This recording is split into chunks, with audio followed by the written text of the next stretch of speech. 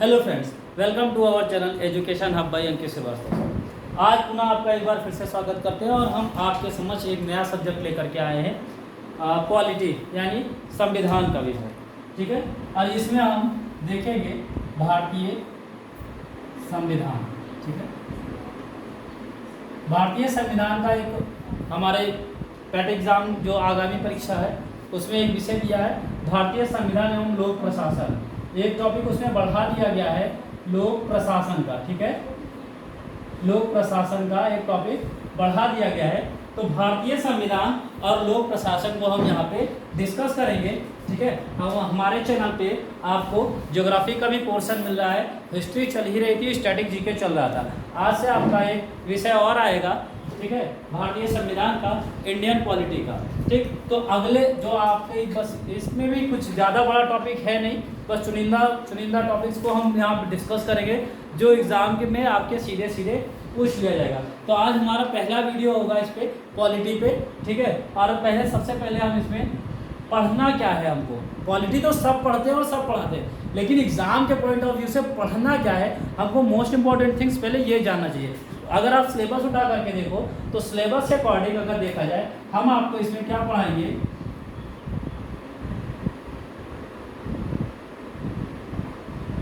Syllabus अगर देखा जाए तो सिलेबस में हमारे क्या क्या चीज़ें हैं उन चीज़ों को डिस्कस कर लेते हैं, फिर आगे हम आपको बताएंगे। हर एक टॉपिक वाइज टॉपिक हम यहाँ पर चीज़ों को देखेंगे और पढ़ेंगे और फिर परीक्षा में ज़्यादा से ज़्यादा नंबर गेन करने की कोशिश करेंगे। ठीक है, तो हमारा सबसे पहला इसमें अगर देखा जाए तो क्या आता है, संवैधानिक। ठीक है, इसमें सबसे पहला टॉपिक हमारा आता है संवैधानिक विकास। देखिए, संविधान बनने से पहले, भारतीय संविधान बनने से पहले, जो आज़ादी के बाद है ना, संवैधानिक विकास। ठीक, यानी उससे पहले भी जैसे हमारे यहाँ कैसे कैसे रूल्स रेगुलेशन। देखिए, पहले तो हमारे यहाँ कैसे व्यवस्था चलती थी, राजतंत्रात्मक था हमारा, फिर हम गणतंत्रात्मक हुए। उसके तरफ बढ़ने के लिए धीरे धीरे हम पहले उस चीज़ों से अवेयर नहीं थे, है ना, उन चीज़ों को पहले हमने जाना। और वो चीज़ें हमारे यहाँ आई कब से, जब हमारे यहाँ अंग्रेजी हुकूमत आई। ठीक है, अंग्रेजी हुकूमत आने के पश्चात ही हमको पता चला कि ये प्रजातंत्र क्या चीज़ें होती हैं। ठीक है, उसके पहले हमारे यहाँ राजतंत्र चल रहा था। ठीक है, डेमोक्रेटिक कंट्री हम इन्हीं के माध्यम से बने। तो पुराने कुछ हमारे जो संवैधानिक जो विकास हुआ, प्रारंभ कहाँ से हुआ, अंग्रेजों के आगमन से, है ना। संवैधानिक विकास को इसीलिए हम इसमें दो पार्ट्स में देखेंगे। एक देखेंगे ब्रिटिश ईस्ट इंडिया के थ्रू देखेंगे। ठीक है, यानी ब्रिटिश ईस्ट इंडिया में कंपनी शासन देखेंगे, कंपनी का शासन देखेंगे। ठीक है, कंपनी का शासन में देखेंगे कैसे कैसे परिवर्तन हुआ है। और फिर इसके बाद में ये इसका टाइम ड्यूरेशन रहा है आपका, वैसे तो 1600 में ये आए थे, लेकिन वो ज़्यादा उतना इम्पोर्टेंट नहीं है। 1600 से हम देखेंगे 1853 ईस्वी तक का, इसमें देखेंगे। ठीक है, और 1853 के बाद यानी 1857 की जब क्रांति हुई थी, उसके बाद शासन सत्ता को किसने अपने हाथ में ले लिया था, ब्रिटिश क्राउन ने ले लिया था। ब्रिटिश क्राउन को बारे में देखेंगे हम, ब्रिटिश क्राउन देखेंगे। ठीक है, और ये कब से है, कब से कब तक है, 1858 टू 1947, यानी लॉर्ड माउंटबेटन प्लान जब आया था, यानी भारत जब आज़ाद हो गया था, तब तक के टाइम ड्यूरेशन को पहले देखेंगे कि संविधान का विकास कैसे हमारे यहाँ पे हुआ। ठीक है, तो अब कंपनी के शासन में हम देखेंगे कौन कौन से एक्ट आए, कैसे कैसे संविधान का अपने भारत में विकसित हुआ। ठीक है, लोग जाने कि कानून क्या चीज़ होती है। ठीक है, तो पहले तो कंपनी का शासन है। देखिए, 1600 का पहला एक चार्टर एक्ट आया, तो 1600 का एक चार्टर एक्ट आया, जो क्या ये कहाँ से मिला, ये ब्रिटेन की जो महारानी थी, महारानी एलिजाबेथ ने इस चार्टर को दिया। और इसमें कहा क्या कहा कि एक 1600 का चार्टर दिया, और उसमें दिया कि आप पूरब के देश में जाइए और क्या कीजिए, व्यापार कीजिए। तो हम 1600 का चार्टर एक्ट देखेंगे, इसमें कोई विशेष खास नहीं होगा। पहला होगा हमारा 1600 का चार्टर एक्ट, उसके बाद में होगा हमारा 1726 का चार्टर एक्ट होगा। इसके बीच में अभी 150 साल, लगभग 300 साल से ज़्यादा, मतलब 350 सालों तक अंग्रेजों ने हमारे यहाँ शासन किया है। तो उस पूरे शासन के बीच में वो क्या क्या एक्ट लेकर के आए, उन चीज़ों को देखेंगे।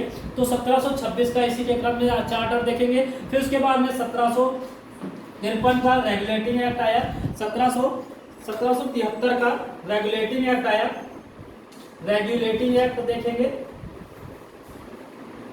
रेगुलेटिंग एक्ट देखेंगे। इसमें क्या क्या चीजें हुई, 1773 के रेगुलेटिंग एक्ट के बाद में हमारा आया 1781 का सेटलमेंट प्लान आया, ठीक है, सेटलमेंट प्लान आया, ठीक है, ये भी एक एक्ट आया था सेटलमेंट प्लान, ठीक है, 1781। और 1781 के बाद में हम 1784 में हमारा एक आया था, 1784 में पिट्स इंडिया एक्ट आया, ठीक है, इसके बारे में भी चर्चा करेंगे, पिट्स इंडिया। ये चीज़ें आप नोट डाउन कर लीजिए ताकि आपको भी क्लियर रहे कि हम किस किस टॉपिक्स को हमको पढ़ना है। और अगर इसमें से कोई कंटेंट अगर आपका छूट जाता है तो आप कमेंट बॉक्स में बता दीजिएगा कि सर आपने इस टॉपिक को स्किप कर दिया। उस टॉपिक को जहाँ तक मोस्टली होगी हम किसी भी टॉपिक्स को स्किप नहीं करेंगे, सारे के सारे टॉपिक्स को क्लियर किया जाएगा, और ताकि यहाँ से क्वेश्चंस आपके बनते हैं, ठीक है। पिट्स इंडिया एक्ट देखेंगे 1784 का, ठीक है। उसके बाद में फिर हमारा आया 1813 का आया चार्टर आया, ठीक है, 1813 का एक चार्टर आया। उसके बाद में 1833 का चार्टर आया, 1833 में एक और चार्टर आया, ठीक है। और चार्टर को हिंदी में इसे कहते हैं राजलेख, राजलेख कहा जाता है, ठीक है। 1833 का चार्टर एक्ट आया। फिर उसके बाद में एक और आया, लास्ट यही 1853 का चार्टर एक्ट आया, ठीक है, 1853 का चार्टर एक्ट आया, ठीक है। हम बेसिकली पहले कंपनी का शासन यहाँ तक का रहा। 1853 के चार्टर एक्ट के बाद में 1857 की क्रांति हो गई, और जिसके बाद में क्या हुआ, 1858 में एक नया कौन सा आया, भारत सरकार अधिनियम आया, ठीक है, गवर्नमेंट ऑफ इंडिया पॉलिसी आई 1858, और जिसमें कंपनी का जो शासन था उठा करके ब्रिटिश क्राउन ने अपने ऊपर ले लिया, ठीक है। यानी अब पूरी के पूरी तरीके से शासन प्रणाली किसके हाथ में थी, आ गई 1858 के बाद से क्राउन के पास में, ब्रिटिश क्राउन के पास में, ठीक है। तो ये हम कुछ टॉपिक्स होंगे, पहले हम इनको क्लियर करेंगे, फिर उसके बाद में ब्रिटिश क्राउन के बारे में देखेंगे। तो ब्रिटिश क्राउन में एक बार इसको आप स्क्रीनशॉट ले लीजिए, चाहे नोट कर लीजिए। अगर चीज़ें समझ में नहीं आ रही हो तो हम और साफ लिखने की कोशिश करेंगे ताकि आपको कंटेंट साफ दिखाई पड़े, ठीक है। तो उम्मीद करते हैं कि आपने स्क्रीनशॉट ले लिया होगा। तो ये हो गया कंपनी का शासन। इसके बाद में हम देखेंगे ब्रिटिश क्राउन में कौन कौन सी चीज़ें, जब ब्रिटिश क्राउन ने अपने हाथ में ले लिया सारा, ठीक है, तो हम देखेंगे कि उसने क्या क्या बदलाव किए, कौन कौन से संवैधानिक विकास किए, ठीक है। तो संवैधानिक विकास में अगला क्या होगा हमारा, ब्रिटिश क्राउन ने क्या क्या किया, ठीक है। बहुत सारे ये भी एक्ट लेकर के आए, बहुत सारा चार्टर आया, और हालांकि अब चार्टर के नाम से नहीं आने लगा, अब इसके बाद में क्या आया, भारतीय परिषदीय अधिनियम आने लगा और भारत सरकार अधिनियम आया, ठीक है। तो ब्रिटिश क्राउन ने ले लिया एक सत्ता अपने हाथ में, ब्रिटिश क्राउन, ठीक है। यानी अब सीधा का सीधा कहाँ के, ब्रिटेन के महाराज के हाथ में भारत का शासन प्रणाली पूरी तरीके से आ गया। ये कब से कब तक रहा, 1858 से लेकर के 1947 जब लॉर्ड माउंटबेटन प्लान आया, यानी भारत आज़ाद हो गया। इसी क्रम में पहली बार आया हमारा गवर्नमेंट ऑफ इंडिया एक्ट, आपका आया 1858, ठीक है, गवर्नमेंट ऑफ इंडिया एक्ट 1858 आया।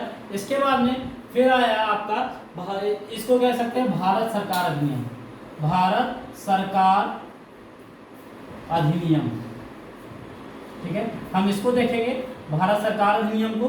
फिर इसके बाद में हमारा आया आईसीए आया, इंडियन काउंसिल एक्ट आया, ICA Indian council act, Bharat परिषदीय नियम, भारत परिषदीय नियम आया, भारत परिषदीय अधिनियम आया, अधिनियम होगा, ठीक है। 1858 के पश्चात में भारत परिषदीय अधिनियम हमारा आया 1861 को, ठीक है। कब आया हमारा, 1861 में, ठीक है।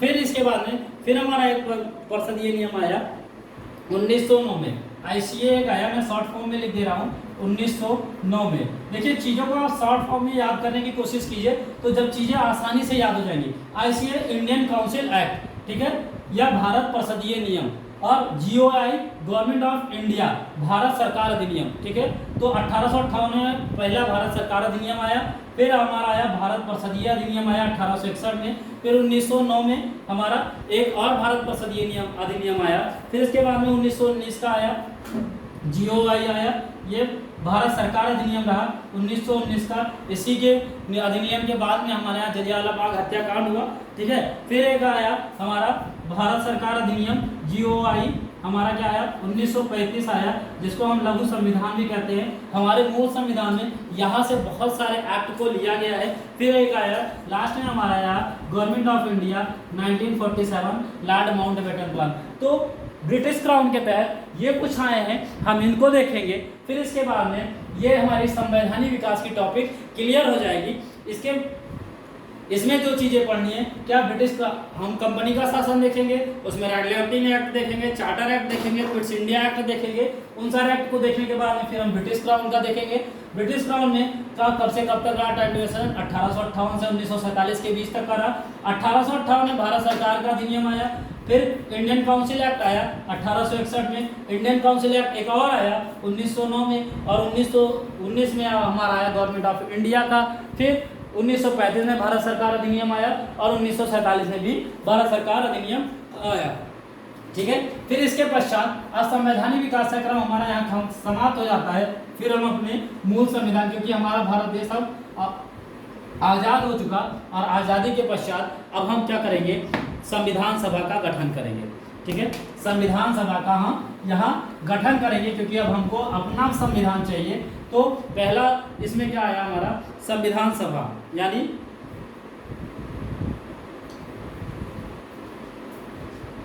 संविधान सभा आया, ठीक है। दूसरा हमारा टॉपिक मेन टॉपिक होगा संविधान सभा। इसको इंग्लिश में हम कह सकते हैं कॉन्स्टिट्यूशनल असेंबली।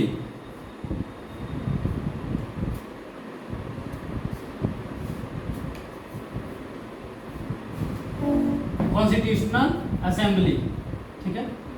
संविधान सभा, अब संविधान सभा में हम सबसे मोस्ट इंपॉर्टेंट पॉइंट्स क्या पढ़ेंगे, उद्देशिका पढ़ेंगे, उद्देशिका को पढ़ेंगे, और ज़्यादा इसमें कुछ है नहीं, ठीक है। उद्देशिका देखेंगे, यानी इसको इंग्लिश में क्या कहते हैं हम, प्रेम्बल कहते हैं। देखिए पहले वाले जो आपका स्टैटिक जीके रहा है, उसमें मैंने इंग्लिश का कम प्रयोग किया है, लेकिन इसमें आप इंग्लिश का ज़्यादा प्रयोग करेंगे, ताकि बहुत चीज़ें आपको इन्हीं से समझ में आएंगी। और फिर इसके बाद में दूसरा टॉपिक हमारा होगा संविधान की विशेषताएं। संविधान की विशेषताएं होंगी, ठीक है। संविधान की क्या क्या विशेषताएं हैं उसको भी देखेंगे, हम यहाँ पे चर्चा करेंगे। फिर हमारा होगा संविधान के स्रोत देखेंगे। जैसे हम जानते हैं कि हमारा संविधान कई सारे देशों से मिला करके बना हुआ है, संविधान के स्रोत देखेंगे, ठीक है। ये एक बच्चे का थोड़ा हमारे पास एक मैसेज आया था कि सर जी आप थोड़ा बड़ा बड़ा लिखे, तो राइटिंग हमारी उतनी विशेष अच्छी है नहीं, फिर भी हम थोड़ा सा बड़ा लिखने की कोशिश करेंगे। आप लोग, मैं बोल रहा हूँ, चीज़ों को आप ध्यान करके नोट डाउन भी करते चलिए। फिर संविधान के स्रोत देखेंगे। फिर हमारा होगा संघ एवं उसके राज्य क्षेत्र को देखेंगे, संघ एवं उसके राज्य क्षेत्र, ठीक है, उसके राज्य क्षेत्र, इसके बारे में देखेंगे। और देखिए संघ और राज्य क्षेत्र यानी यूनियन एंड इट्स टेरिटरी, इसको भी इंग्लिश में लिख देते हैं यूनियन एंड इट्स टेरिटरी, ठीक है। उसके राज्य क्षेत्र क्या होते हैं, ठीक है। और इसमें भी हम देखेंगे 3 तरीके से, ठीक है, यानी भाषाई के तौर पर कैसा कैसा रहा, भाषाई आधार पर, ठीक है, भाषाई आधार पर देखेंगे। और राज्य पुनर्गठन आयोग के हिसाब से देखेंगे, राज्य पुनर्गठन जो हमारे यहाँ हुआ, ठीक है। और सीमा क्षेत्र के हिसाब से देखेंगे, सीमा क्षेत्र के हिसाब से, यानी रीजन के हिसाब से देखेंगे, ठीक है। यानी तीनों हिसाब से हम यहाँ पे देखेंगे। सीमा क्षेत्र या इसको क्षेत्रीय परिषद भी बोल सकते हैं हम, क्षेत्रीय परिषद, ठीक है। यहाँ तक चीजें क्लियर होंगी, ठीक। क्षेत्रीय परिषद देखेंगे, यानी संघ एवं उसके राज्य क्षेत्र के बारे में को देखेंगे। और मैं तीनों कंटेंट बताऊंगा, भाषाई आधार पर कैसे कैसे हमारे यहाँ पे जो भारत आज़ाद होने के बाद में जो संघ के जो राज्य बने, भाषाई आधार पे कैसे बने, राज्य का पुनर्गठन कैसे हुआ, और सीमा क्षेत्र या क्षेत्रीय परिषद के हिसाब से यानी रीजनल के हिसाब से कैसे कैसे हमारे यहाँ पे राज्य बटे। फिर एक अगली टॉपिक हमारी होगी, सबसे मोस्ट इंपॉर्टेंट टॉपिक होगी नागरिकता। ठीक है, इससे क्वेश्चन ज्यादा बनते हैं। सिटीजन, इसमें सिटीजनशिप के बारे में देखेंगे, है ना। इसमें मोस्टली हम OCI को देखेंगे, ओवरसीज इंडियन जो सिटीजनशिप है, ठीक है, ओवरसीज इंडियन सिटीजनशिप, ठीक है, उसके बारे में भी देखेंगे। दोहरी नागरिकता प्रणाली जो हमारे यहाँ है, दोहरी नागरिकता प्रणाली, ठीक है। अब सोचोगे कि दोहरी नागरिकता कहाँ से की, ये तो हमारे यहाँ है ही नहीं, ठीक है, तो वो भी है, ठीक है। दोहरी नागरिकता हम देखेंगे, इसके बारे में भी चर्चा करेंगे। ठीक, देखिए उद्देशिका में हम इन चीजों को देखेंगे, जैसे बहुत सारे शब्द हमारे यहाँ, जैसे पंथ निरपेक्ष है, धर्मनिरपेक्ष है, ठीक है, उन शब्दों का अर्थ भी जानेंगे और किस किस अमेंडमेंट में इन शब्दों को जोड़ा गया है, उन शब्दों के अर्थों के बारे में भी देखेंगे। ठीक है, फिर इसके बाद में हमारा आ जाता है राइट्स। ठीक है, नागरिकता अगर हमको मिल गई तो इसके बाद में अगला टॉपिक हमारा आ जाता है राइट्स आ जाता है। तो फिर हम सॉरी मैंने इरेज कर दिया, लेकिन फिर भी चलिए ठीक है, कोई नहीं, हम इसमें एक बार ऐसे नोट कर लीजिए, संविधान सभा का गठन या संविधान सभा के बारे में देखेंगे। फिर उसके बाद में उसी में हम देखेंगे उद्देशिका को देखेंगे, फिर संविधान के स्रोत को देखेंगे, संविधान की विशेषताओं के देखेंगे, संघ एवं उनके राज्य क्षेत्र के बारे में देखेंगे, फिर नागरिकता को देखेंगे, फिर हमारा आ जाएगा मूल अधिकार, मूल अधिकार को देखेंगे। ठीक है, अगला टॉपिक आ जाएगा मूल अधिकार। हम इसके बारे में भी चर्चा करेंगे कि कितने मूल अधिकार हैं, किस आर्टिकल से किस आर्टिकल तक का है और कौन से आर्टिकल इसमें से हटाया गया, कौन सा अमेंडमेंट करके उसको मौलिक कर्तव्य में जोड़ दिया गया। ठीक है, तो इन चीज़ों के बारे में भी हम देखेंगे। ठीक है, मूल अधिकार यानी हमारे जो कॉन्स्टिट्यूशनल राइट्स हैं, राइट्स के बारे में देखेंगे अपने। फिर इसके बाद में हम देखेंगे DPSP हमारा आ जाएगा, राज्य के नीति निदेशक तत्व आ जाएगा, राज्य के नीति निदेशक तत्व आ जाएगा। ठीक है, राज्य के नीति निदेशक तत्व, ठीक है, जिसको DPSP, ठीक है, ये कहाँ से कहाँ तक का है, 36 से 51 तक का। ठीक है, हम इसके बारे में भी देखेंगे। राज्य के नीति निदेशक तत्व जैसे ही समाप्त होता है तो इसी में एक अमेंडमेंट करके जोड़ा गया था, हमारे मौलिक कर्तव्य जोड़े गए थे, फंडामेंटल ड्यूटी, मौलिक कर्तव्य। ठीक है, इनके बारे में भी देखेंगे। ठीक है, ये सीधा का सीधा आपके सिलेबस में से ही है, बहुत सारी चीज़ें हम लोग स्किप कर जाते हैं, सोचते हैं ये चीज़ें तो नॉर्मली हैं, आने वाले से रही। ठीक है, तो मौलिक कर्तव्य हम यहाँ देखेंगे। ठीक है, जिसको हम कह सकते हैं फंडामेंटल ड्यूटी। ठीक है, फंडामेंटल ड्यूटीज देखेंगे। फिर इसके बाद में हमारा आ जाएगा और देखिए, हाँ, राज्य के नीति निदेशक तत्व में हम 2-3 चीज़ों को देखेंगे। ठीक है, इसमें भी अगर इसको कैटेगराइज किया जाए, ठीक है, तो इसके हम 2-3 परिप्रेक्ष्य से देखेंगे। एक आर्थिक के रूप में देखेंगे, आर्थिक परिप्रेक्ष्य के रूप में देखेंगे। फिर इसी में अगर हमारा निकल करके आएगा एक गांधीवादी देखेंगे हम इसमें, गांधीवादी। ठीक है, फिर न्यायिक भी देखेंगे, इसी में हमारा जुडिशरी भी आ जाएगा थोड़ा सा, है ना, राज्य के नीति निदेशक तत्व में ही। ठीक है, और इसमें एक टॉपिक और जो करके आएगी अंतर्राष्ट्रीय सुरक्षा। ठीक है, अंतर्राष्ट्रीय जो मोस्ट इंपॉर्टेंट होगा, अंतर्राष्ट्रीय सुरक्षा। इस टॉपिक में हम इन चीज़ों को क्लियर करेंगे। राज्य के नीति निदेशक तत्व में न्यायिक तौर तरीके से देखेंगे, गांधीवादी के रूप से देखेंगे, परिप्रेक्ष्य से, आर्थिक परिप्रेक्ष्य से देखेंगे और अंतर्राष्ट्रीय सुरक्षा इसमें देखेंगे। ठीक है, मौलिक कर्तव्य में हम सामाजिक सुरक्षा और प्राचीन स्मारक और सरकारी संपत्ति के बारे में देखेंगे। ठीक है, तो फंडामेंटल ड्यूटीज जैसे ही हमारा समाप्त होगा, फिर उसके बाद में हमारा आ जाएगा फंडामेंटल ड्यूटीज के बाद में हमारा आ जाता है संघीय कार्यपालिका। क्या आता है हमारा, संघीय कार्यपालिका देखेंगे हम। इसके बाद में हमारा अगला टॉपिक होगा संघीय कार्यपालिका। संघीय कार्यपालिका, ठीक है, इसको बोल सकते हैं हम यूनियन एग्जीक्यूटिव, यूनियन एग्जीक्यूटिव। ठीक है, संघीय कार्यपालिका के बारे में देखेंगे। ठीक, अब संघीय कार्यपालिका में कौन कौन से किसको इंपॉर्टेंट देखेंगे, हमने आपको पढ़ाया था। ठीक है, वही इसमें भी आ जाएगा। ठीक है, वो स्टैटिक जीके में भी हमने इस चीज को पढ़ाया था, आपका दोबारा आ जाएगा। संघीय कार्यपालिका में सबसे मोस्ट इंपॉर्टेंट थिंग्स हम राष्ट्रपति को देखेंगे। फिर उपराष्ट्रपति को देखेंगे, उपराष्ट्रपति को देखेंगे। फिर उसके बाद में आ जाते हैं हमारे महान न्यायवादी आ जाते हैं, ठीक है, महान न्यायवादी आ जाते हैं। फिर हमारा इसी में संघीय मंत्री परिषद भी आ जाता है, संघीय मंत्री परिषद, ठीक है, संघीय मंत्री परिषद को भी देखेंगे। और एक और देखेंगे हम इसी में प्रधानमंत्री जी को देखेंगे, ठीक है, यानी इस पर भी चर्चा की जाएगी, इस पर भी आपको चीज़ें फिर से बताया जाएगा और ये चीज़ें क्लियर हो जाएगी। संघीय कार्यपालिका जैसे समाप्त होगी हमारी तो संघीय विधायिका आ जाएगी, हम इस पर भी चर्चा करेंगे। संघीय विधायिका क्या क्या है, ठीक है, संघीय विधायिका, ठीक है। अगला टॉपिक हमारा होगा संघीय विधायिका, और संघीय विधायिका में हम किसको देखेंगे, लोकसभा और राज्यसभा को देखेंगे, लोकसभा, ठीक है, इस पर चर्चा होगी। हालांकि इस पर चर्चा हो चुकी है तो इस पर एक बार फिर से हो जाएगी मोटा मोटी, है ना, और क्लियर हो जाएगी, आपको टॉपिक्स फिर से यहाँ पे रिवीजन हो जाएगी ये वाली।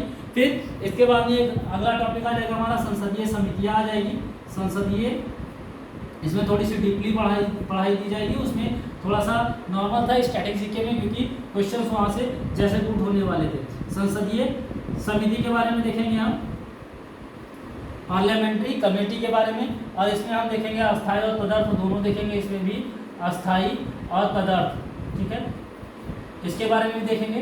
तो ये हमारे कुछ टॉपिक्स होंगे, इसका भी आप एक बार स्क्रीनशॉट ले लीजिए, ठीक है।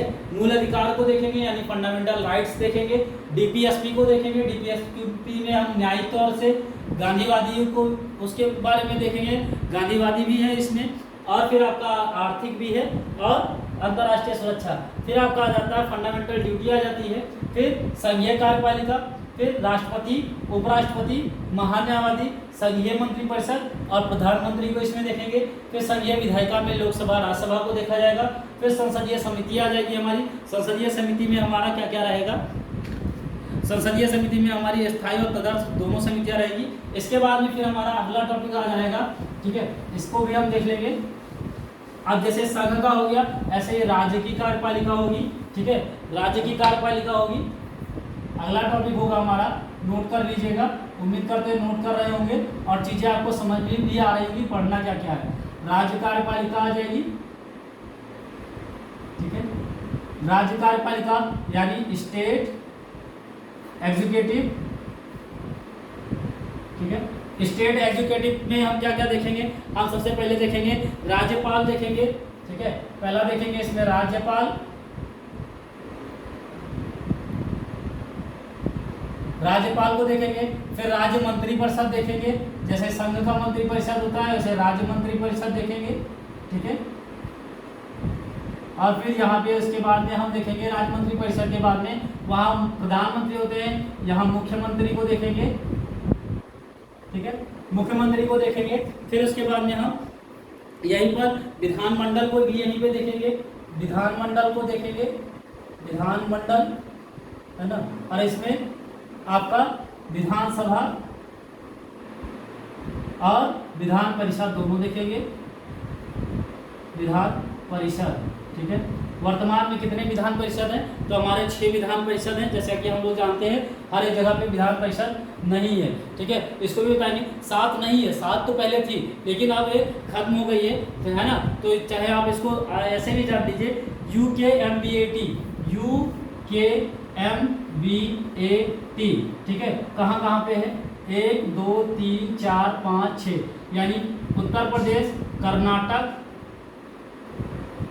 मुंबई यानी महाराष्ट्र, MH लिख देते हैं। फिर ये हो जाएगा आपका बिहार, ठीक है, ये हो जाएगा आपका आंध्र, और ये आपका हो जाएगा एक तेलंगाना, ठीक है, जहाँ पे है जम्मू कश्मीर नहीं है, जम्मू कश्मीर खत्म हो गया क्योंकि अब उसको केंद्र शासित प्रदेश बना दिया गया। पहले जम्मू कश्मीर भी था, ठीक है, पहले 7 थे तो अभी 6 है वर्तमान में। तो विधान परिषद हमारे हैं, इनको भी देखेंगे कैसे क्या है। फिर इसके बाद में हमारा क्योंकि लोक प्रशासन भी दिया है तो हम स्थानीय स्वशासन भी देखेंगे। किसको देखेंगे, स्थानीय स्वशासन को, ठीक है,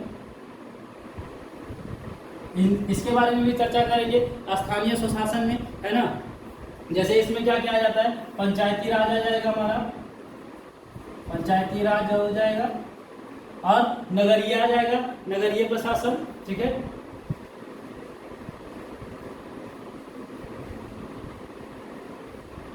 ठीक, स्थानीय स्वशासन में हम नगरीय प्रशासन और पंचायती राज को देखेंगे। आपने बलवंत राय मेहता की कमेटी के बारे में पढ़ा होगा, तो इन्हीं को पंचायती राज का क्या कहा जाता है, शिल्पकार माना जाता है, तो उनके बारे में भी देखेंगे। फिर इसके बाद में हमारी आ जाएगी जुडिशरी आ जाएगी, यानी क्या आ जाएगा हमारा, न्यायपालिका आ जाएगी, न्यायपालिका आ जाएगी। न्यायपालिका में हम सुप्रीम कोर्ट को भी देखेंगे, हाई कोर्ट को भी देखेंगे, और लोअर कोर्ट को भी देखेंगे। यानी लोअर कोर्ट यानी या इसको बोल सकते हैं सब ऑर्डिनेट, ठीक है। सब ऑर्डिनेट में यानी अधीनस्थ न्यायालय, अधीनस्थ न्यायालय, ठीक है। अधीनस्थ न्यायालय पे भी चर्चा करेंगे, ठीक है। और इसी न्यायपालिका में हम जांच समितियों के बारे में भी देखेंगे, और किसके बारे में देखेंगे, जांच समितियां जो हैं उनके बारे में भी चर्चा की जाएगी, ठीक है। जांच समितियां कौन कौन सी, जैसे आपकी आईबी है, सीआईडी है, ठीक है, सीबीआई है, तो इन चीज़ों के बारे में भी चर्चा करेंगे, ठीक है। फिर और न्यायपालिका में भी हम किसको और देखेंगे, सीएजी को भी देखेंगे, यानी महालेखा नियंत्रक को,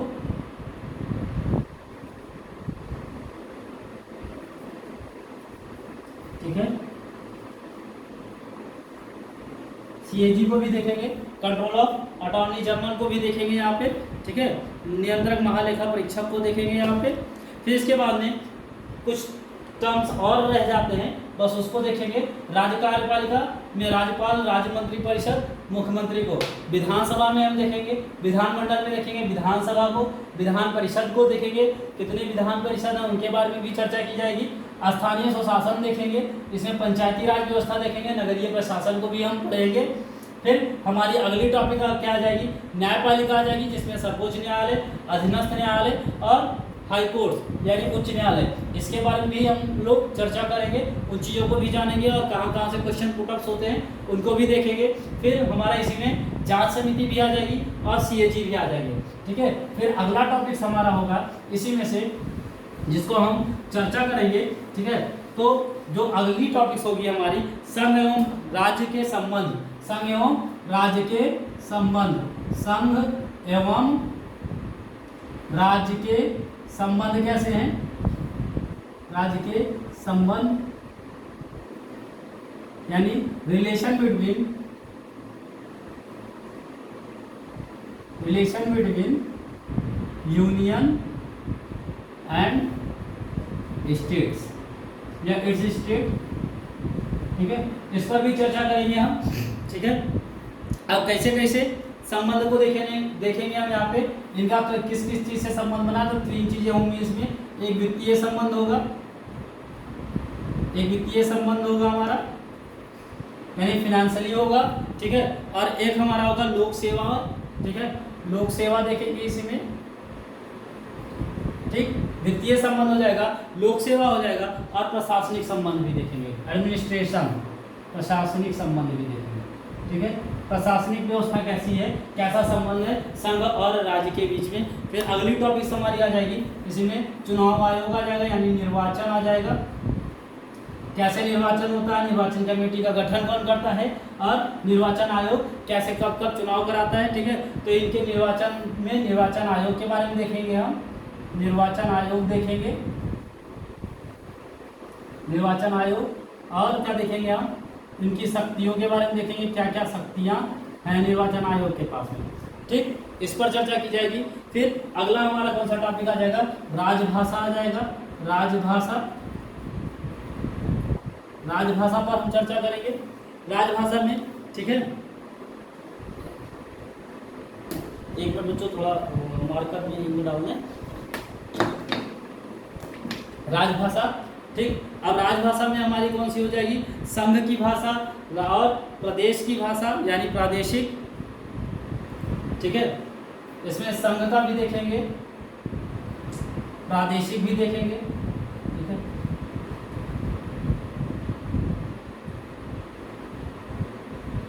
इन चीज़ों के बारे में चर्चा करेंगे। फिर अगला हमारा आ जाएगा आपातकाल के बारे में भी चर्चा होगी, ठीक है, आपातकाल के बारे में देखेंगे, ठीक है, और तीनों आपातकाल को देखेंगे।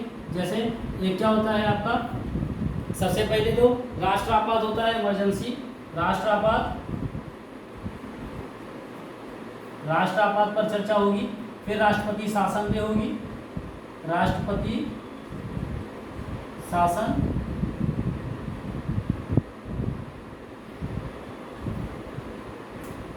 ठीक है, राष्ट्रपति शासन को देखेंगे। इसी को हम क्या कह सकते हैं, राज्यापात भी कहते हैं इसी को, ठीक, राष्ट्रपति शासन भी देखेंगे। और फिर एक हमारा क्या हो जाएगा, वित्तीय आपात हो जाएगा। कौन सा हो जाएगा, वित्तीय आपात, यानी इनके उपबंध भी 352,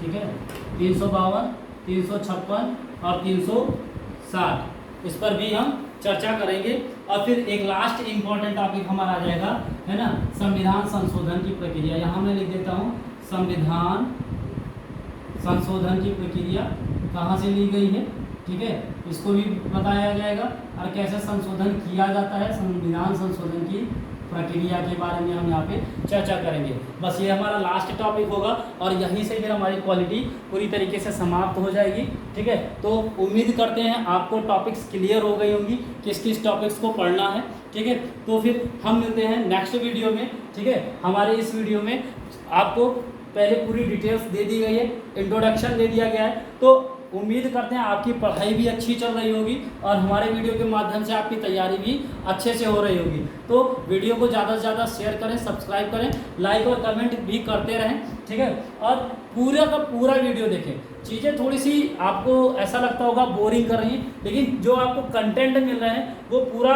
बिल्कुल समझिए एग्जाम के पॉइंट ऑफ व्यू से बिल्कुल डायरेक्ट इसी से क्वेश्चंस पूछे जाते हैं। बाकी इससे अनर्गल कोई क्वेश्चंस नहीं होंगे। तो चीज़ें आपको चुनिंदा दी जा रही हैं यहाँ पे, ठीक है। तो चैनल पर बने रहें और चैनल को सब्सक्राइब करना ना भूलें, ठीक है। फिर मिलते हैं हम टॉपिक्स में, पहला टॉपिक लेकर के मिलेंगे अगले वीडियो में। तब तक के लिए धन्यवाद।